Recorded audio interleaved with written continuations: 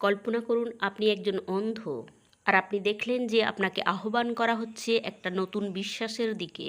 কিন্তু একটা বিষয় হলো যে এই বিশ্বাসের বিষয়টা ব্রেল সিস্টেমে খুব বেশি উন্নতি ঘটায়নি।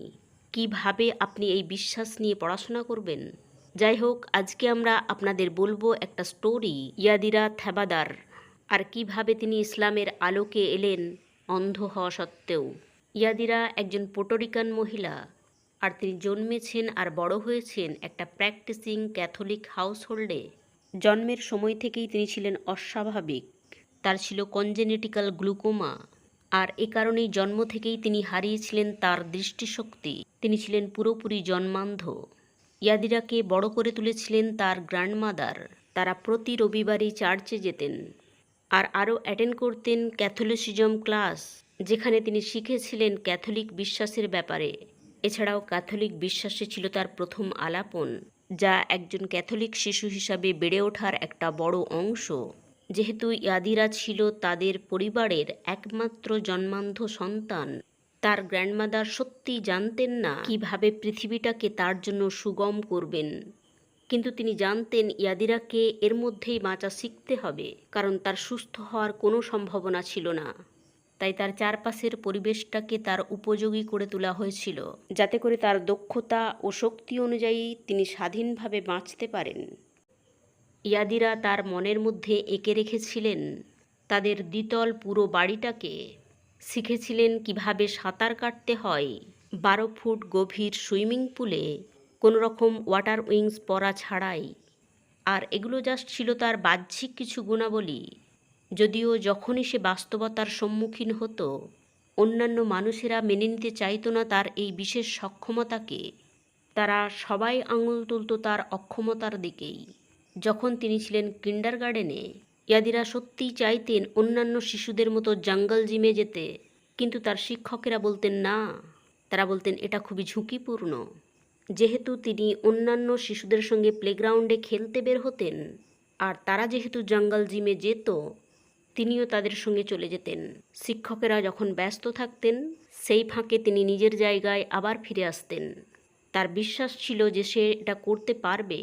এরপর ইয়াদিরার গ্র্যান্ডমাদার একটা সুযোগ নিলেন। তিনি তাকে একটা পাবলিক স্কুলে ভর্তি করে দিলেন, আর এখানেও তিনি পেলেন সেই একই রকম ব্যবহার।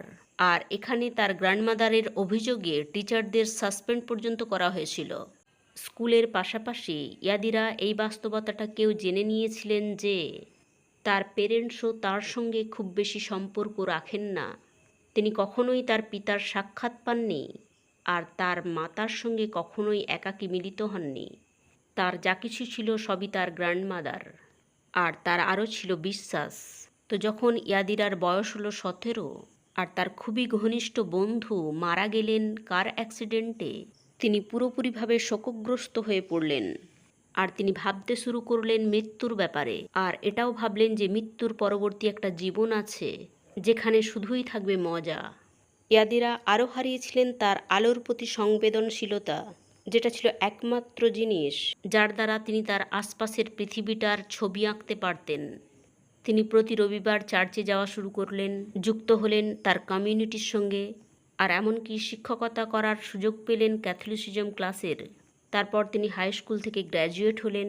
তারপর তিনি একটা প্রোগ্রাম খুঁজে পেলেন যেখানে শেখানো হতো দৃষ্টিহীনদের কলেজ জীবন কিভাবে চলবে। ইয়াদিরা এই প্রোগ্রামে অংশ নিলেন, আর এখানেই তিনি বন্ধুত্ব করার সুযোগ পেলেন নাদিরের সাথে, একজন ফিলিস্তিনি মুসলিম যুবক, আর তিনিও ছিলেন লিগালি ব্লাইন্ড। আর মাঝে মাঝেই তাদের কথোপকথনে ধর্মের বিষয়টা উত্থাপিত হতে শুরু করলো। আর ইয়াদিরার আগ্রহ ও অনুসন্ধিৎসু মনের কারণে ইয়াদিরা নাদিরকে জিজ্ঞাসা করত প্রচুর প্রশ্ন, শুধুমাত্র তাকে বিব্রত করার জন্য নয়, তার নিজস্ব বিশ্বাসের ব্যাপারে বিভ্রান্তি দূর করার জন্য। আপনারা দেখেছেন ইয়াদিরা সবসময় ছিলেন একজন প্র্যাকটিসিং ক্যাথলিক, আর তিনি এ বিষয়ে ছিলেন যথেষ্ট জ্ঞানী। এমনকি তিনি 17 বছর বয়স থেকেই রিলিজিয়াস ক্লাস নিতেন। কিন্তু এত সত্ত্বেও তার মধ্যে ছিল অনেক প্রশ্ন যার উত্তর কেউই দিতে পারত না। যেমন তিনি জানতে ইচ্ছুক ছিলেন কেন তার কাজিনকে, যে একজন ছোট্ট বাচ্চা, এমনকি তার মাথাটাও তুলতে পারে না, তাকে ব্যাপটাইজড হতে হবে। তাদের ধর্মীয় শিক্ষকরা বলতেন যে এটা তার সমস্ত পাপ মুছে দেবে। আর তিনি কিছুতেই বুঝতে পারতেন না কিভাবে একজন নিষ্পাপ শিশু পাপমুক্ত হতে পারে যে পাপ করেইনি। আর এটা কি অর্থবোধক হতে পারে যে কোনো শিশু মারা গেলে সে জাহান্নামে যাবে? এটা ইয়াদিরাকে গভীরভাবে বিব্রত করত। তারপর তাদের ছিল রুটিন কনফেশন, যেখানে তাদেরকে চার্চে যেতে হতো আর বসতে হতো কনফেশন রুমে। আর লজ্জাজনক যে কোনো কাজই সে করে থাকুক না কেন তা একজন পুরুষের কাছে তাকে স্বীকার করতে হতো। আর তারপর তাকে শুনতে হতো তারই কাছ থেকে যে সে পাপমুক্ত হয়ে গেছে। এটা ইয়াদিরাকে উত্তেজিত করত। তিনি কিছুতেই বুঝতে পারতেন না তাঁরই মতো একজন মানুষ কিভাবে তাকে পাপমুক্ত করতে পারে। এটা ছিল এমন একটা বিষয় যা তার কখনোই বোধগম্য হয়ে ওঠেনি। ইয়াদিরা যখন নাদিরের সঙ্গে ব্যাপটিজম নিয়ে কথা বলছিলেন, তিনি বেশ অবাক হয়ে গিয়েছিলেন একথা জেনে যে ইসলামে কোনোরূপ ব্যাপটিজম নেই, কিন্তু আছে ক্ষমা। যখন তিনি জানতে চাইলেন যে একজন মুসলিম কিভাবে তওবা করেন, কল্পনা করুন তার বিস্ময়বোধটা যখন নাদির তাকে বললেন তারা সরাসরি আল্লাহর সাথে কথা বলে। এখানে নেই কোনো রকম কনফেশন, কোনো রকম প্রেসক্রাইবড সিন। সর্বোপরি এখানে আছে একটা প্রতিশ্রুতি ক্ষমার সর্বশক্তিমান আল্লাহর কাছ থেকে। এমনকি যদি একজন মুসলিম গুনহা করে থাকেন সমুদ্রের ফেনার সমতুল্য, সুবহান আল্লাহ। একথা তার অন্তর স্পর্শ করলে তিনি সত্যিই খোঁজ করতে শুরু করলেন ইসলামের। আর নাদিরের কাছে পেতে শুরু করলেন সমস্ত ছোট বড় প্রশ্নের উত্তর। নাদির তাকে এনে দিলেন একাধিক ইসলামিক অডিওজ, কিন্তু একজন আগ্রহী পাঠক হিসাবে ইয়াদিরা পড়তে চাইলেন পবিত্র কোরআন। এই সময় গোটা পৃথিবীতে ৫%-এরও কম বই ইংলিশ ব্রেলে ট্রান্সলেট করা হয়েছিল, আর দুর্ভাগ্যবশত পবিত্র কোরআন এর অন্তর্ভুক্ত ছিল না। ২০ বছর বয়সে ইয়াদিরার থায়াসিস রোগ ধরা পড়ল, যাতে তার রোগ প্রতিরোধক ক্ষমতা ধীরে ধীরে হ্রাস পাচ্ছিল, আর তার চোখ দুটিতে ক্রমশ পচন শুরু হয়েছিল। আর এ কারণে তাকে যেতে হয়েছিল বেশ কিছু সার্জিক্যাল প্রসেসের মধ্য দিয়ে, আর তাকে লাগাতে হয়েছিল প্রস্থেটিক আইজ। তার প্রথম সার্জারি হয়ে গিয়েছিল, আর তিনি তার জীবনযুদ্ধে লড়াই করছিলেন।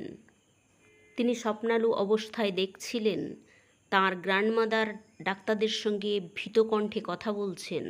তখন তার অবস্থা ছিল খুবই খারাপ। পরে তিনি যখন একটু স্টেবল হলেন, সবচেয়ে বেশি করে তিনি যা ভাবলেন তা হলো কি ঘটতো যদি তিনি মারা যেতেন অমুসলিম অবস্থায়। ৬ সপ্তাহ পর ইয়াদিরা, একজন মহিলা যিনি একবারও কোরআন পড়েননি, শুধুমাত্র ইসলামের ব্যাপারে শিখেছিলেন তার বন্ধুদের থেকে আর ইসলামিক অডিওর মাধ্যমে, তাঁর শাহাদার ঘোষণা দিলেন আর অফিসিয়ালি মুসলিম হয়ে গেলেন।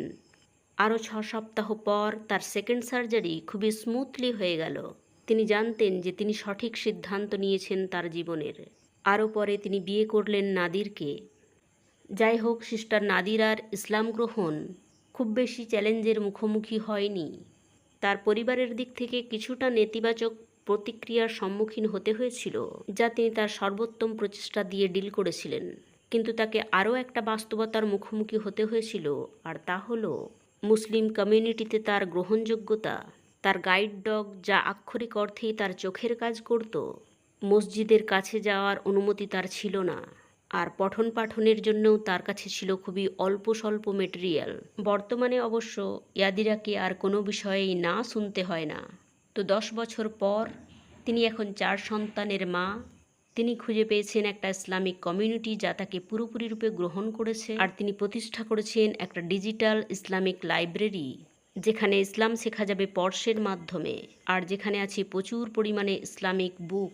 আর তিনি আরও তৈরি করেছেন একটা ফান্ড, যার মাধ্যমে ছাপানো হবে পবিত্র কোরআনের ইংলিশ ট্রান্সলেট ব্রেল, যা সাহায্য করতে পারবে প্রায় 50,000 ব্লাইন্ড মুসলিমকে। সুবহান আল্লাহ। তাদের পার্সোনাল ইসলামিক জার্নি তাদেরকে উৎসাহিত করেছিল এই সংস্থাটা গড়ে তুলতে। Islam by touch, first North American Muslim organization. এই সংস্থা সরবরাহ করবে পবিত্র কোরআনের ইংলিশ ট্রান্সলেট ব্রেল, আরও অন্যান্য ইসলামিক রিসোর্সেস ব্লাইন্ড কমিউনিটির জন্য। May Allah bless sister Nadira and their team. Amin.